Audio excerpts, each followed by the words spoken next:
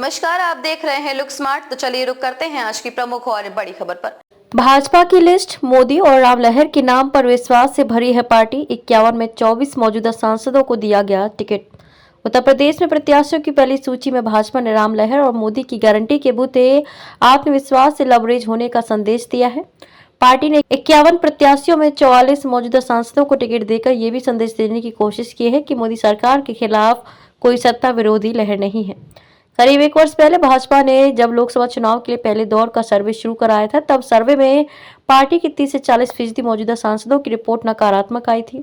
Survey report मिलने के बाद चुनाव में बड़ी संख्या में सांसदों के टिकट कटने की आशंका जताई जा रही थी। यही नहीं, केंद्रीय नेतृत्व की ओर से कराए गए सर्वे में भी सांसदों की जमीनी रिपोर्ट ज्यादा अच्छी नहीं थी।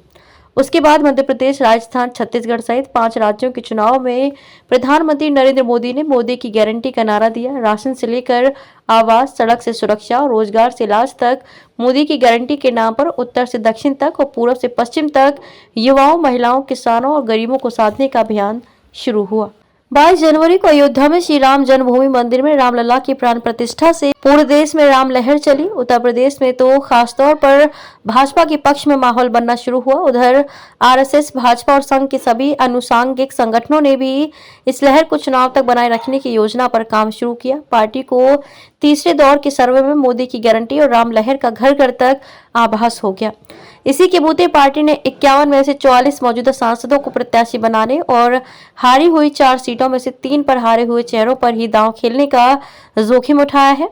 पार्टी ने विपक्षी दलों को संदेश देने की कोशिश की है, विकास और विरासत को सम्मान के दम पर वह यूपी में फिर एक बार बड़ी जीत हासिल करेगी। जानकार बताते हैं कि जिन 44 सांसदों को फिर से टिकट दिया गया है, उनमें मुजफ्फरनगर, चंदौली, कन्नौज जैसी सीटें भी हैं, जहां 2019 में जीत का अंतर 6 से 15 हजार के बीच ही रहा था।